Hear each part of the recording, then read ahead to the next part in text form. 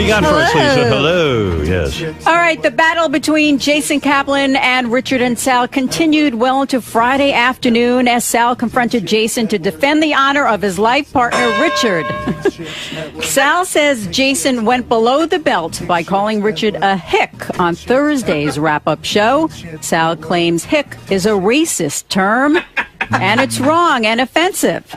Jason fired back, saying that off the air, Sal is a nice guy, but on the air, he acts like an asshole. Right. Well, I don't know. I talked to the boys this morning about it. Really? There's a real animosity brewing? I just said, one thing I can't have going on around here, that this show is based on creativity and people sort of teaming up and exchanging ideas. And if you guys are like constantly fighting with each other and afraid to talk to one another, then the ideas don't filter down to me here.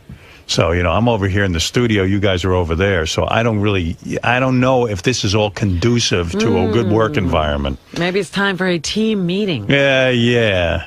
It's conducive to a good work environment, but not a good work Howard Stern environment. I mean, and I love Richard Christie to death, but I'm going to give him a little criticism right now, and I love Richard. I think Richard is being kind of a baby here. He's super sensitive. Yeah, I mean, look at what we all go through on this show. Robin just sat through 18 song parodies about her vagina. I discuss my heroin. Richard has written heroin parodies about me. My father gets discussed. Howard's incredibly honest. You know what? Gary goes through hell on this show.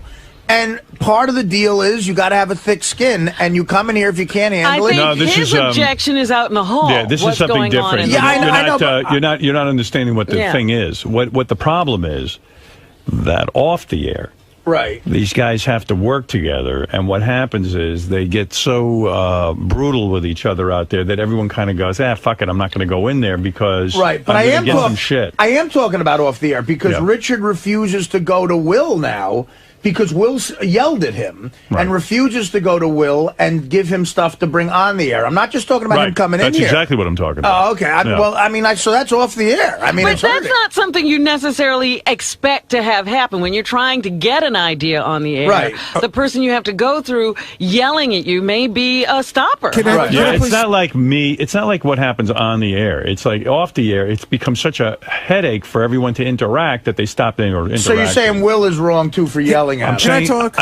Yeah, 1 second. I'm just saying I don't know what goes on back there. All right. No, Will's great. I know. But all these guys are great. Whatever the dynamic is, seems to be stopping people from communicating. Right. I got to tell you. So I said, guys, look at that and make sure everyone's comfortable. Yeah. Morale is down so much in the office because of the conversation that was had here before the show this morning. Yeah. Because it's now viewed that this is what's going on in the office. No, I told you, and I'm going to say it again, because you guys aren't hearing me. But all of us didn't hear you. If something is going on out there, straighten it out. But we told you, and you didn't seem to believe us. No, I didn't say I didn't believe you. I said, if there's something going on out there, why don't you guys sit down and clear the air? It might be better for the show so that people don't feel inhibited. And you told me some things, and I said, okay, I'm just looking into it. I'm hearing a lot about this. I don't even mind saying the things that I told you. It's the office gets along great. Right. We work in this environment. We've been working together forever. Everybody gets it. One guy didn't get it, and now it's making it look like our office doesn't function correctly. It's not making it look like anything. I'm just telling you, if there is a problem, maybe you can help him work through it. But we have tried, and we've spoken about it. All right, so then you've done it. But everybody walked out of here feeling as if you felt the office wasn't Well, then get the fuck over it. but that's what we said to Richard. Yeah. We all walked out of here. I said to you, if there's not a problem, then I'm not worried about it. But it didn't seem like, and Howard, I wasn't the only one. It didn't seem like you believed that there wasn't a problem. You were like, okay, fine. No, I'm going to tell you again. I said, if there's no problem, don't worry about it. If there is a problem, look at yourselves and make sure you're not beating the guy down, and make sure that he feels comfortable enough to present his ideas. And you told me that you've created an environment where people are comfortable. So I said, okay, that's it. It's not that I don't believe you. I don't know what happened this morning. Something happened before the show. Yes, I'm not out there to monitor what goes on. Understood. But do you trust me to handle it? Yeah. Absolutely. All right. Yeah, but I brought it up to you. I said, gee, I'm hearing some things on the air. Have you really looked hard at this? Have you looked at yourself in your role you play and all of that? And I just asked you to check it. That's it. It's not a question whether I believe you or not. Really, everybody walked out of here feeling as Well, if... everybody's got to get their fucking shit together. But what's different than the way we feel? How come our feelings Nothing. aren't worth anything? Because but if you're Richard's are worth interpreting more? the words that I just told you that I don't believe you, then you have a psychological You seem problem. skeptical, and I wasn't the only one. Everybody walked out. I'm all not of us did. skeptical. But I just- asked you, Howard. Hold on. Gary- Maybe you have to take a look. If 4 people walk out of here Right. with the same feeling, right? maybe, and I'm not saying that you're wrong, but maybe, how do we all get the same thought? I asked Without you, talking to each I other. asked you to look at yourself. No, I got that, but how do we all walk I'll out tell with you the how same you all feeling? got the same thought. Some of you feel guilty. That's how you got the thought. I just put it out there. I said, is there something going on that you could make better? So all 4 of us felt guilty. Yep, absolutely. Why else? If my words were, is there something you can do to do, and you said no, and you walked out of here feeling a guilt, I didn't put it on you. You put it on yourself. But we said we had it under control, and you questioned it again. Then we said we had it under control, and you questioned it again. No, you told me you had it under control. I asked for a further explanation. I heard it, and I said, okay. How should I have handled it, Gary? Ignore it? No. But Right. after we brought it up the first time, and I said, Howard, I promise you that we've got it under control, and you said, I'm just saying, take a look at yourselves, and that's almost like I saying... said, take a look at the situation and make sure everyone feels comfortable enough to contribute. And I said to you that this office has been running Right, and I really accepted well it. for a What long did I time, not accept? Except for one guy. Okay, so I said, all right, that sounds reasonable to me. Go back and continue to operate. What did I tell you to do? Nothing. You guys don't like to hear the voice of reason. It's Lord of the Flies out there. Well, that's what I was saying about Richard. Well, guess what? That's why I put it out there. And Richard's piggy. Well, is Richard feeling more comfortable now? That's the bottom line. Well, he is, because he came and spoke to me this morning about his weekend Well, and there stuff you like go. that. All right. All right, so there we go. We're on track. So maybe something I said resonated because people are feeling more comfortable. No. Ah. No, that's not No, what, that's it couldn't not be what me. happened. It couldn't be that. But All of a sudden you tell me you Richard don't feels more even comfortable. know what's going. No, Richard feels more comfortable because we spoke to him on Friday. And Good. I actually went in there before our So you conversation. took care of it. So something Yes. changed. Well, nothing- Something that you were doing before changed. You talked. You had a conversation with him. Right. I didn't listen. Aha. That's all I asked. That's all I asked of you, Fla Fla Fluhi. You know, Yes. can I just tell you one other thing, because I got to get this off my Sure. chest. I love hearing from you. I said to Howard. I said to Howard, like, this was a Why rhetorical. didn't you send me a Father's Day card? This was a rhetorical question, Robin. Because I was trying to explain how Richard got so upset. I said, Howard, in the history of the show, during a commercial break, have you ever snapped at me? No. And he's supposed to go, yes. And he goes, not that I can think of. And my point was going to be, you snapped at me and I got over it and we moved on, because that's how the show has to operate. But when you said you couldn't remember one time, that bowled me over. I can name one time I snapped at you. Oh, God. I mean, You can't remember one either because I don't. I'm reasonable with you. listen, it happens. We're working together. We're this whole show is a deadline because it's live. So I don't Listen. take it personally. Things got so ugly that Jason's mom emailed Sal. Really? Yes. When? I know about things that you don't even know about. Emailed about what? That's right. Because things, listen, am I right or wrong? Jason's mom is very sensitive. What is it, Sal? She said, leave my son alone. Really? From the wrap-up show. And, you know, she gets mad when I say your mother hates you. And that was mean-spirited. I said it at the moment. So Defending what Richard. I said was this, and this is what I said to Fafa Huhai. I said, gee, it sounds like things are pretty wild out there. I'm not out there to see it. It doesn't sound like a fun environment to contribute in. Why don't you take a look at it? But it's you not got fun. so Because tell you defensive. what, you heard one person's opinion of the environment. Gary, but there's 10 people. Gary, you're not hearing again. But there's 10 people who are having fun in that But environment. Gary, I needed to ask about But you said it doesn't sound fun. No, it doesn't. It doesn't sound fun to me. It's not funny. And It's you not explained fun. to me that it is fun and that you had things under control, and then you walked out of here feeling guilty. I don't know why. If All you of feel it. guilty, 4 guys walked out of here feeling guilty. well, okay, so then there's something to that. Why would you feel guilty? I didn't. You said I did. I didn't. I didn't feel you guilty. said in here you guys No. all walked out with the same feeling. We felt that you didn't trust us. We didn't say we felt What guilty. did I- what- you what said, did I hold on say a to you second. that didn't I make you never feel that said way? I felt guilty. You said I felt guilty, and I have not agreed to You it. do, because the I four of don't. you walked out of here I do not feel feeling like guilty. I don't trust you. I trust you. I said go. But I shouldn't say trust isn't the word. Feeling like you didn't believe we're running the office the way we felt we should be. I would have no idea how you run the office. I don't have any clue what you do out there. For all I know, you could be like Reverend Creflo Dollar. And Everyone's tithing to me. Who knows? I don't know what you do out there. Howard, in my opinion, it shouldn't even have gotten to you. Gary should have squashed it immediately. Of course. He should have Now, taken hold on Richard a second, aside, douchebag. spoke to him, and cleaned it up without bothering you. You got other things on your hold mind. on. Sal, Hold all on. I said to Gary was, Wow. can things be... Right? As a producer, sure. All I said was, can things be improved? How was your Father's Day, douchebag?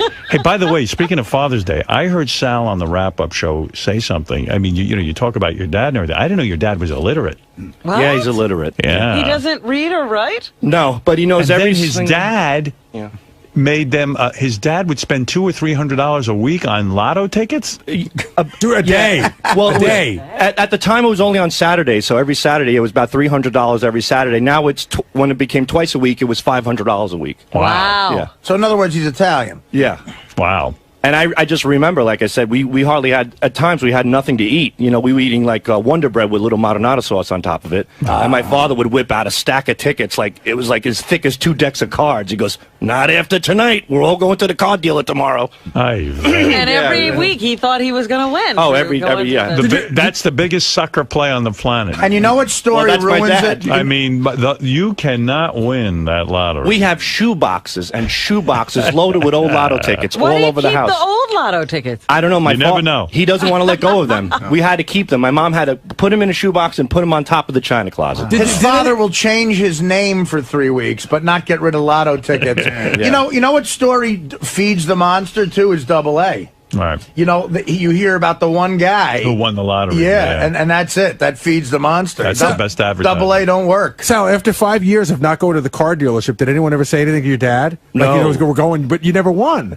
Never. We never won. You don't talk to his dad. Are you Not, kidding me? he never won like even... 30 grand one time. Oh, that's not bad. Yeah, he took us out for dinner at some buffet, some shitty buffet. He gave us $100 each, and everything went back into the lottery. Right. Wow. It's not like the money was saved. Yeah. They love when you win 30 grand because that's going right back in. That means 100 grand's coming back in lottery. Every time my friends would come over after school, he would sit them down at the kitchen table. He'd say, write your name on the back of the card and fill it out, and I'll split it with you. So all my friends would spend half of their day filling out lotto tickets for my father. I mean, he had so many lotto tickets that he So couldn't many. even think up numbers in order to... Yeah, he had everybody play. Every single person that came by, he played. Howard, he said that his father believes in people who are almost could see the future. So Sal said at the pizzeria, this homeless black guy wandered in one day and started telling Sal's father, something bad's going to happen to you. And Sal's father was about to throw him out of the pizzeria when he realized this guy might know stuff. So he sat him down and made him fill out lottery tickets. Yeah. So with this homeless guy in our pizzeria filling out lottery tickets. Didn't that guy see the no Moulignon sign on the fucking door? First of all, when my grandmother died, Howard, the day we left the wake, and my father goes, everybody tonight go to bed with a pen and a pad. And we're like, why? He goes, because Grandma's going to come to us with those numbers. She's going to bail us out. Wow. He goes, and if you don't write them down, as soon as you wake up, you're going to forget, and we're going to blow this thing. So everybody had to go to sleep with a pen and a pad on their nightstand, Wow. waiting for our dead grandmother to come to us with numbers. Unbelievable. Now, that's wacky. He's just out of his mind. I mean... I bought Mexican jumping beans as a kid. Remember those things they would hop? Yeah. So I'm sitting in the pizzeria in Hop Hog, and the Mexican jumping beans are jumping on the table. Right. And my dad goes, what the hell is that? I go, Mexican jumping beans. My dad goes to the stationery store next door, buys a piece of oak tag, and fills it out as a lottery ticket. He makes 54 boxes, throws the Mexican jumping beans on top, and when a Mexican jumping bean jumped on a number, he filled it in on the card. Wow. I mean, everything was a sign. Everything. Amazing. He played 9/11 because it was on the cover of the... Never mind that the towers went down because it said 9/11. That was a sign to play the pick three for 2 weeks straight. He would put $100 on one number. Like, not the pick three, you put $1, a 50 cents box, 50 cents straight. $100 on 9/11. No problem at all. Did your grandma's numbers work? Did anybody ever get the numbers from grandma? My grandmother never came to me. Never came to No, you. Thank God. Yeah. Yeah. If she did, she probably said, your dad's out of his mind. She hightailed it out of town. She never looked back. It's funny that your grandmother was going to reach over from beyond to give you the numbers. Right, out of Like all you Why could- would she know him after she died? Yeah, She didn't know him when she was alive. well, she knows God now. why does grandma know numbers? I don't know. That was Grandma Nina. Okay. Yeah. Thank you, Sal. Well, Wow. I feel your pain. Thanks. So, Gary, Howard seems to think that this whole office feud is a lot worse than it is, right? Is that the whole thing? Well, I think it makes it sound like the office isn't being run correctly, and that there's this environment here where people are afraid to create because they're afraid of getting shot down in a way that makes them feel bad about themselves. And then Howard the other day was talking about like the office and how everything's handled back here, and you said that brought morale down. Well, I think that everybody here felt when he was talking to us in the morning, like, hey, maybe it's a bad place, the way it's being run, you got to take a look at it, and we were sort of like, I don't know, we think it runs pretty well. We just think Richard, it's just being a little sensitive. So it's really just this one isolated incident? Yeah, I mean, nobody else here has ever complained about anything like this before. JD's never come to me, or Jason, or John Hine, or Sal, for that matter, have never come to me and said, oh my God, the way you guys handle the office, it hurts my feelings. So Richard got his feelings hurt, which is understandable, but, I mean, like I said, we're on a deadline every minute. We're doing a live show. So you can't always be nice to everybody every minute. And I've had times where I wasn't as nice to people as I would have liked to. But then you go back and you apologize, and everybody sort of understands you're in the emotions of the moment. And Richard, for whatever reason, didn't understand at that particular time, even though Will did apologize. So nothing really has to change then, right? It's just Richard, he's a little too sensitive, would you say? Well, I guess we have to be more sensitive to Richard now is what has to change. So, Will, how's everything going in the office now? Howard was talking about how everything's being run in the office. And kind of feel like morale's down around here ever since that. It's an awful experience working here at the Howard Stern Why? Show. Because So you have bad. to deal with people like me that kill creativity. Whenever I hear a good idea, I like to squash it because I'm an asshole. Is it you're too mean to them? Too mean to everybody. He's a big crybaby. That's the bottom line. Who, Richard? Richard is a little bit of a crybaby. I mean, we made up. I apologized after I yelled at him once. I mean, you work here, everybody gets a little, nutty at times. But I apologized, and I thought that was the end of it. But, these guys like to start a war, so... So nothing really has to change, right? It was just No, nothing needs to change. maybe Richard has to toughen up a little bit. Yeah, exactly. Grow a set of nuts, you faggot. How's everything around the office now? It's good. Everything's cool. I mean, me and Sal are in here having a blast. I talked to Gary this morning, talked to Will. Everything's cool. Apparently Jason has a problem with me and Sal, but that's fine. I don't really deal with Jason much anyway, so everything's good. Did anything change to make it better, or just No, time? it just time takes helps? time heals all wounds, that kind of thing. Just takes time sometimes. And now, how can you avoid something like this in the future? How can I avoid?